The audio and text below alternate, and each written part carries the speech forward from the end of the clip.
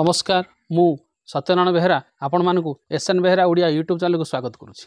प्रिय दर्शक बंधु यही चैनल रे आपण माने पुराणर सिक्रेट तथ्य उपर जानिबा को पाइबे। तेणुकरी ये चैनल को जदि आपण माने नुआ देखुछन्ती ताले सब्सक्राइब करिया भूलंतु नहीं ओ ऑल नोटिफिकेशन को ऑन करू जा द्वारा मु जतले वीडियो अपलोड करबी तार सर्वप्रथम सूचना आपण पाखरे पहुंच जिवो। प्रिय दर्शक बंधु चलंतु जानिबा एक सुंदर विषय वस्तु भगवान श्री गणेशंकर मुख्य 8टी अवतार विषय रे क्यों क्यों परिस्थिति रे प्रभु गणेश अवतार नहीं थिले।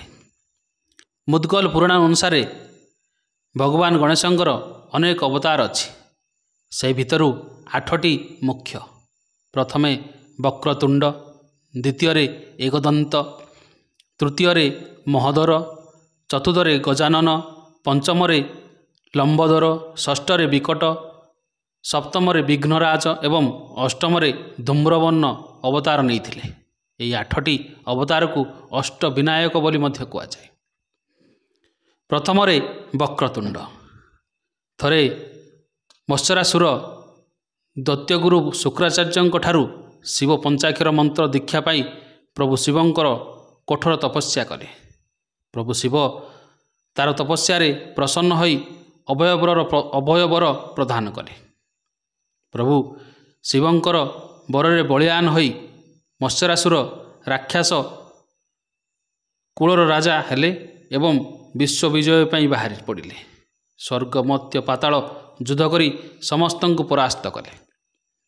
सबु देवगण जम कुबेर वरुण एमितिकी इंद्र देवराज इंद्र मध्य मत्स्यरासुर पाखरे हार मानिले। शेषरे देवता माने बहुत दुख जंत्रणा भोग कले। तापरे समस्ते देवता माने ध्यान रे बसी वक्रतुंडंक एकाक्षरी मंत्र गम जप करिबारे लागिले। देवता मानंकर पूजारे संतुष्ट होई वक्रतुंड मत्स्यरासुर विनाश पाई बाहरिले। मत्स्यरासुर वक्रतुंडंकर महापराक्रम देखि भୟରେ वक्रतुंडंक पाखरे पाद तले शरण पशिला। शेषरे प्रभु वक्रतुंड मत्स्यरासुर को पाताल को पठाई देले। द्वितीय एकदंत थरे मदासुर बोली एक बलवान असुर थिला। स्वर्ग लोकंकु आक्रमण करी देवता मानंकु परास्त कला। तापरे सबु देवता एक होई भगवान गणेश को तपस्या कले। तापरे मूषिक वाहन भगवान एकदंत प्रकट होई देवता मानंकु वर मागिबा को कहिले। देवता माने मदासुरर मंदगुण विषय रे कहिले। यापरे भगवान एकदंत देवता मानंकु अभय देई असुर मदासुर संगे युद्ध आरंभ कले। युद्धरे परास्त होई मदासुर प्रभु एकदंत को स्तुति गान कला। प्रभु एकदंत प्रसन्न होई कहिले, जेउठारे मोर पूजा आराधना हेउची तू सेठारे पाद देबु नाही। तृतीय महोदर महासुर को विनाश करिया पई प्रभु गणेश महोदर अवतार ग्रहण करथिले। महासुर गुरु शुक्राचार्यंकर कथारे सूर्यदेव को प्रसन्न करी वर ग्रहण करथिले। तापरे स्वर्ग मर्त्य को निजर करायत करि पारिथिले। शेषरे प्रभु गणेश महासुरर आसुरिक प्रकृति को नष्ट करी निजर भक्त करथिले। महासुर शांतिपथ ग्रहण करिबारु देवता ऋषि ब्राह्मण तथा धर्मपरायण स्त्री पुरुष समस्ते सुखी रही। चतुर्थ गजानन थरे देवता मानंकर कोषाध्यक्ष कुबेर कैलास जाइथिले।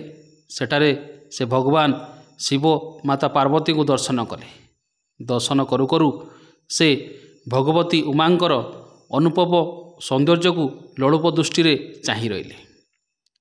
से एपरी लोलुप दृष्टि रे चाहुछंती देखि भगवती क्रोध कले।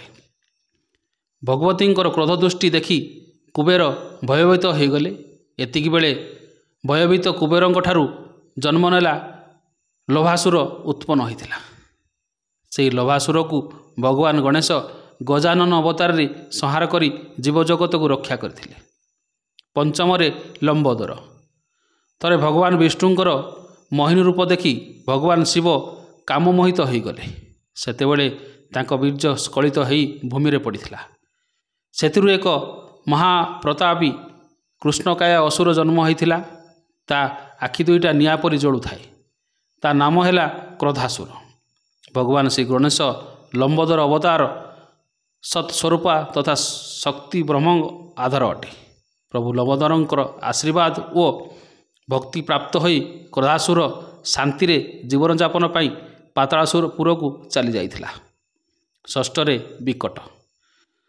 ଭଗବାନ ବିଷ୍ଣୁ ଯେତେବେଳେ ଜଳନ୍ଧରକୁ ବଧ କରିବା ନିମନ୍ତେ ବୃନ୍ଦାବତୀଙ୍କର ତପ ନଷ୍ଟ କରିଥିଲେ, ସେତେବେଳେ ତାଙ୍କର ବୀର୍ଯ୍ୟରୁ ଅତ୍ୟନ୍ତ ତେଜସ୍ୱୀ କାମସୁର ଜନ୍ମ ହୋଇଥିଲା। ଭଗବାନ ଶ୍ରୀ ଗଣେଶ ବିକଟ ନାମକ ଅବତାର ଧରି କାମାସୁରକୁ ସଂହାର କରିଥିଲେ। ସପ୍ତମରେ ବିଘ୍ନରାଜ। ଦିନକର କଥା, ମା ପାର୍ବତୀ ସଖୀମାନଙ୍କ ସହିତ କଥା ହେଉ ହେଉ ହସି ଉଠିଲେ। ସେହି ହସରୁ ଗୋଟିଏ ପୁରୁଷ ଜନ୍ମ ହୋଇଥିଲା। ଚାହୁଁ ଚାହୁଁ ସେ ପୁରୁଷ ପର୍ବତାକାର ହୋଇଗଲା। ମା ପାର୍ବତୀ ତାର ନାମ ରଖିଲେ ମମତାସୁର। ଏହି ମମତାସୁରର ସଂହାର ପାଇଁ ପ୍ରଭୁ ଶ୍ରୀ ଗଣେଶ ବିଘ୍ନରାଜ ଅବତାର ଗ୍ରହଣ କରିଥିଲେ। ଅଷ୍ଟମରେ ଧୂମ୍ରବର୍ଣ୍ଣ। ଥରେ ପିତାମହ ବ୍ରହ୍ମା ସୂର୍ଯ୍ୟଦେବଙ୍କୁ କର୍ମାଧ୍ୟକ୍ଷ ପଦ ଦେଇଥିଲେ। ରାଜପଦ ପାଇ ସୂର୍ଯ୍ୟଙ୍କର ମନରେ ଅହଙ୍କାର ଆସିଲା। ଏତିକିବେଳେ ତାଙ୍କର ଗୋଟିଏ ଛିଙ୍କ ପଡ଼ିଲା। ସେଥିରୁ ଅଭିମାନସୁର ଜନ୍ମ ହୋଇଥିଲା। ଭଗବାନ ଶ୍ରୀ ଗଣେଶ ଧୂମ୍ରବର୍ଣ୍ଣ ନାମକ ଅବତାରରେ ଅଭିମାନସୁରକୁ ନାଶ କରିଥିଲେ। ପ୍ରିୟ ଦର୍ଶକ ବନ୍ଧୁ, ଏଥିଲା ଅଷ୍ଟବିନାୟକ ଅବତାର ବିଷୟରେ କିଛି ରହସ୍ୟମୟ କଥା। ଏଥିରେ ଯଦି ମୋର ତ୍ରୁଟି ରହିଲା ତାହେଲେ କ୍ଷମା କରିବେ। ଏହି ଚ୍ୟାନେଲକୁ ଯଦି ଆପଣମାନେ ନୂଆ ଦେଖୁଛନ୍ତି ତେବେ ସବସ୍କ୍ରାଇବ୍ କରି ଅଲ୍ ନୋଟିଫିକେସନକୁ ଅନ୍ କରନ୍ତୁ, ଯାହାଦ୍ୱାରା ମୁଁ ଯେତେବେଳେ ଭିଡ଼ିଓ ଅପଲୋଡ଼ କରିବି ତାର ସର୍ବପ୍ରଥମେ ସୂଚନା ଆପଣ ପାଖରେ ପହଞ୍ଚିଯିବ। ଏହି ଭିଡ଼ିଓ ଗୋଟେ ଲାଇକ୍ କରନ୍ତୁ ଓ ନିଜ ସାଙ୍ଗସାଥି ମଧ୍ୟରେ ସେୟାର କରନ୍ତୁ। ଶେଷ ପର୍ଯ୍ୟନ୍ତ ଦେଖିଥିବାରୁ ଧନ୍ୟବାଦ। ରହୁଛି। ନମସ୍କାର। ଓମ୍ ନମଃ ଶିବାୟ।